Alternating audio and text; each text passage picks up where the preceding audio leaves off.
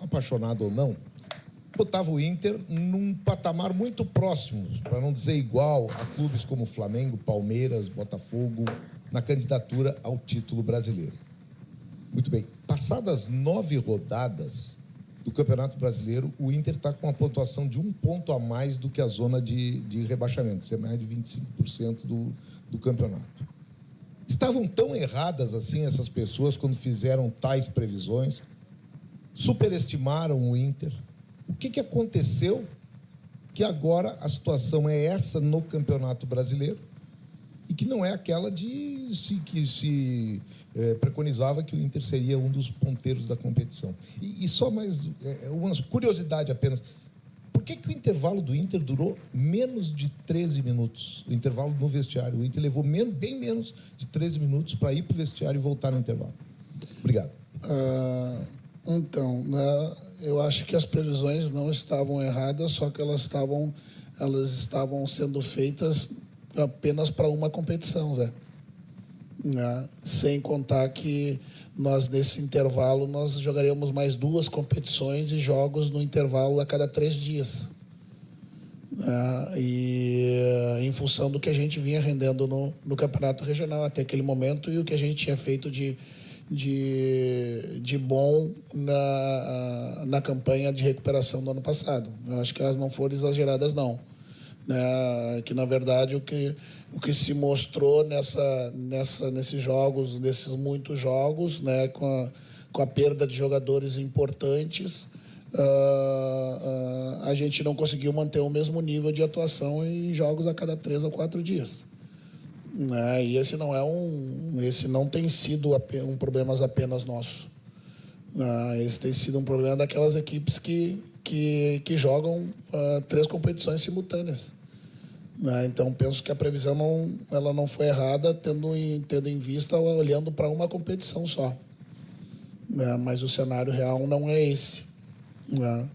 E com relação ao intervalo, porque tudo que eu precisava dizer, ele foi dito num período mais breve. Não foram menos que 13 minutos, foi por aí. O adversário que entrou atrasado no campo. E quanto foi? Porque tudo que eu tinha que dizer no intervalo eu disse num período mais breve, mas o adversário também entrou atrasado e pareceu que nós ficamos em campo mais tempo esperando do que realmente aconteceu,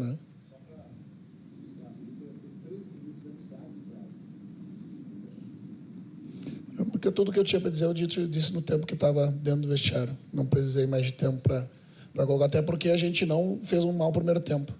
A gente fez um bom primeiro tempo e durante 100 minutos de jogo o adversário teve uma bola só e conseguiu finalizar. A intenção de colocar o Prado no lugar do Thiago, para a gente ter também drible pelo lado. Eram pequenos ajustes só que precisava fazer. Não precisava grande transformação porque a partida não era ruim. Por isso entramos antes. Tudo bem, Roger? Boa noite. Bruno Abchecker, da Rádio Grenal. E por que teve de fazer esse ajuste no intervalo, colocar o Gustavo Prado, um jogador de mais profundidade, na vaga do Thiago Maia e não começar já eliminando, ou ao menos para essa partida, o sistema com 3 volantes no papel? Porque você já disse em outras oportunidades que de fato não são 3 volantes, um jogador vai mais avançado. Sim. Por que manter no papel o esquema com 3 volantes? Porque ele, no primeiro tempo, não foi ele a razão de nós termos estado perdendo. Nem tampouco foi ele a razão da gente não ter criado. Então, não via necessidade para início de partida, até para que eu mantivesse alternativas para um segundo momento, como se mostrou necessário. Vir com o Prado. Não vi que essa formação ela foi responsável por a gente ter saído perdendo, nem tampouco a necessidade de eu trocar ainda no primeiro tempo, por exemplo, porque a gente continua criando por diferentes oportunidades e diferentes lados. O Berna mais ofensivo pelo lado esquerdo nos deu bastante alternativa, assim como o Bernabé, assim como o Aguirre e o Wesley pelo lado direito. Eu poderia sair, poderia, mas não via necessidade para esse jogo, da forma como o adversário jogava, da forma como ia se comportar. né? As oportunidades foram criadas independente dos jogadores que estavam em campo, né? Claro que depois, com 1-0 no placar, né, eu precisei de mais contundência, né, e tentar controlar as transições do adversário. Rogério, boa noite. Bruno Oliveira, Rádio Guaíba. Em relação às trocas que você promoveu depois do gol anulado, né? O Inter fazia uma pressão muito grande para cima do adversário e aí você coloca o Luiz Otávio e também o Bruno Tabata nos lugares do Alan Patrick e do Ricardo Matias. Queria te ouvir sobre isso, Roger. O que você pensou para aquele momento do jogo? Se foi alguma coisa física daqui a pouco, né? Que você teve que trocar os dois jogadores? Alan já muito desgastado e Ricardo também. Foi as trocas, né? O Ricardo já havia manifestado ali, assim como um pouco depois do jogo contra o Nacional, mas manifestou cansaço, se dedicou bastante. O Alan fica em campo todos os jogos, todos os momentos e mostrou também um desgaste que foi preciso trocar. Roger, boa noite. Leonardo Mol, Rádio Bandeirantes.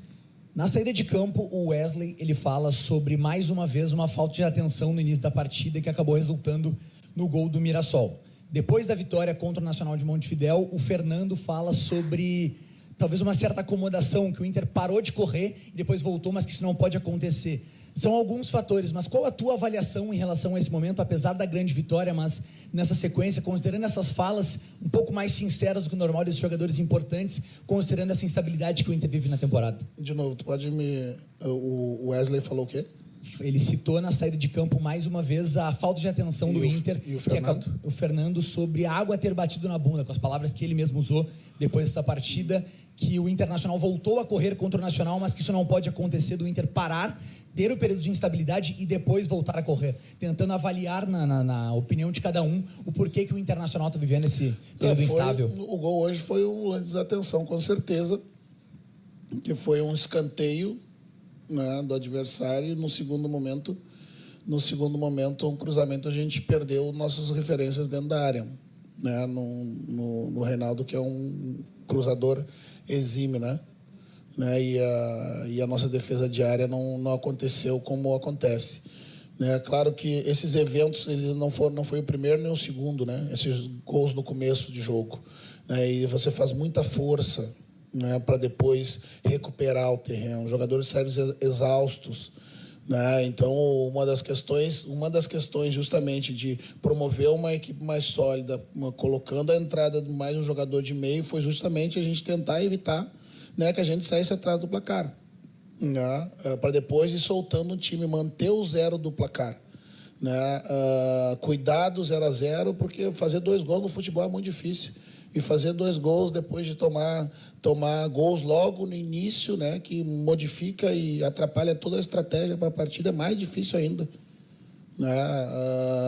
A gente tem feito esses esforços muitas vezes, né, desde o ano passado. Não é a primeira vez, né, que isso acontece, de sair atrás do placar, dentro e fora de casa, né? Desatenção, mas não é descuido, né, a gente faz um bom aquecimento, a gente faz uma boa entrada em campo, mobilizando os atletas, né, os adversários acabam, né, encontrando espaços nos primeiros minutos, né, em que talvez a gente entre um pouco desconcentrado, e aí eu vou ser obrigado a falar desse desgaste também, né, que tira a atenção a cada 3 dias do jogo, mas o fato é que a gente tem que cuidar para manter o 0 do placar. Né, o que eu falei para os atletas agora no final do jogo, que nos faltou capacidade, né, para manter o 0 do placar, e depois, nas oportunidades que nós criamos, nos faltou capacidade para empurrar a bola para o gol. Né? Foi isso. Roger, aqui, Alexandre Ernst, Vozes do Gigante. Você falou que uma das alternativas que você criou, justamente para estancar a questão de tomar muitos gols, né, é compor o meio-campo com mais um jogador defensivo. E aí botando então o tripé, né? Fernando, Thiago Maia, o Bruno Henrique, hoje o Ronaldo. Mas a verdade é que são 5 jogos e 12 gols sofridos.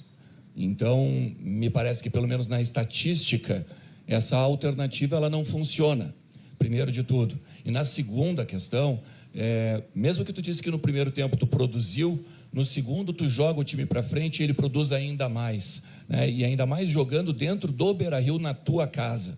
Não seria uma questão até antagônica, em termos até de avaliação, porque se a gente produziu mais no segundo tempo, chegando de repente até mesmo a virar o jogo, algo na avaliação não está correta.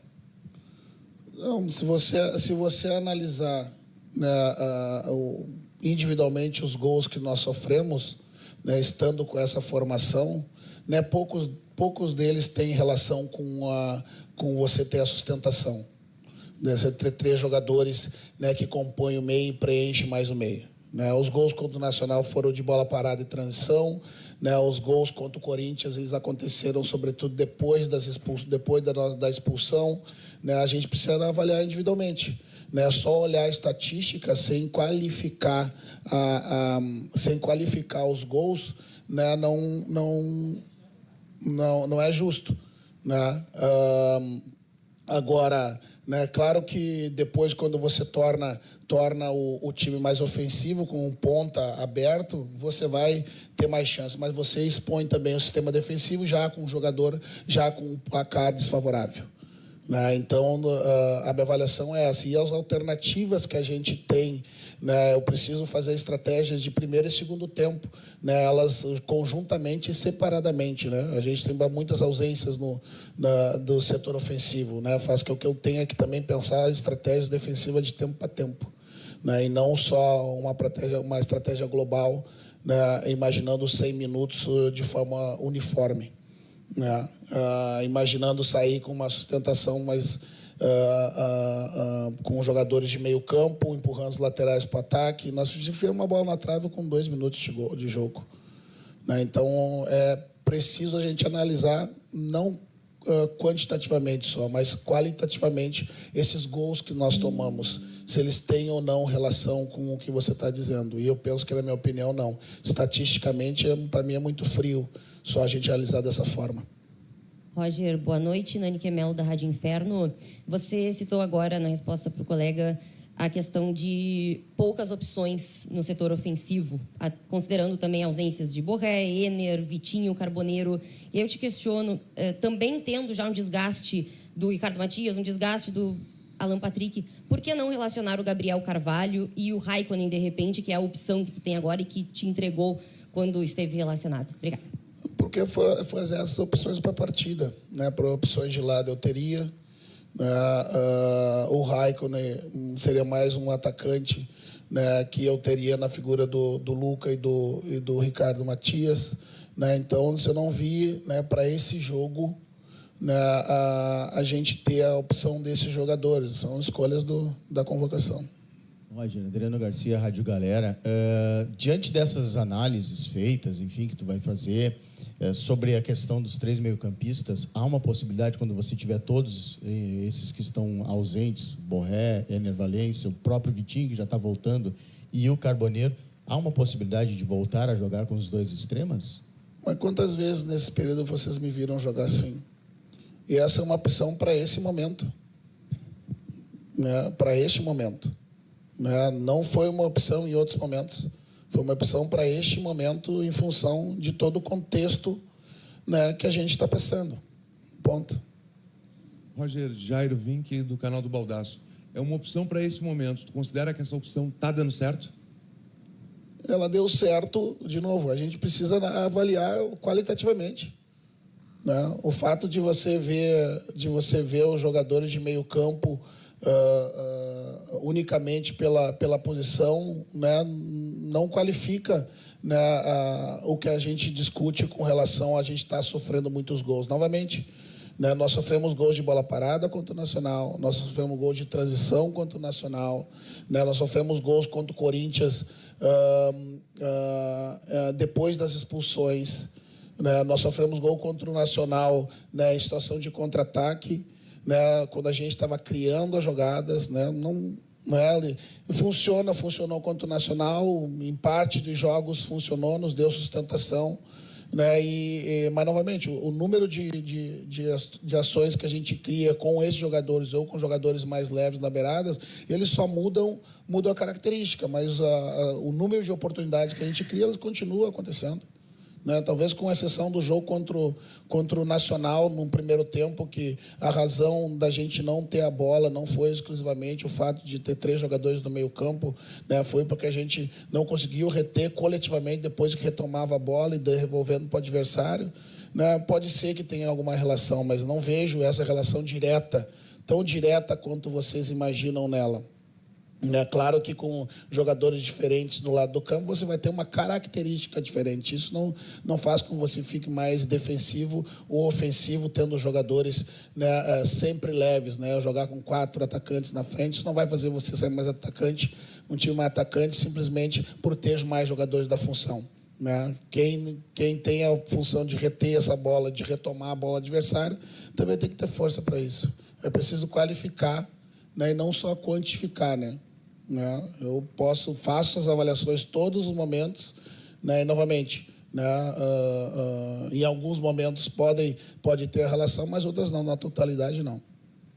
Roger, Rafael de Verge, GZH, na próxima quarta, na próxima quinta, tem o Maracanã no Orlando Scarpelli, depois o Sport no Recife e depois o Bahia na última rodada da Libertadores. Como é que se faz? Qual é o planejamento que já tem para essa sequência aí? Tem um mata-mata, mas contra um adversário da Série D, que por mais que tenha muito respeito, o jogo é em Florianópolis, né? São eles que viajam. Depois tem uma rodada importante do Brasileirão, dada a situação do Inter, e a classificação na Libertadores. Não, planejamento a gente faz dia a dia. Né? A gente faz um macro. Né? Eu não levei o Vitor, né, em função da sequência, e o Fernando também, né? Imaginando tê-los em melhores condições para esse jogo da Copa do Brasil e descansar os jogadores, planificar, né, montar a estratégia, né, e para frente a gente pensa depois. Né, a gente pensa um jogo de cada vez, troca o chip da competição, temos uma vantagem e vamos buscar a classificação.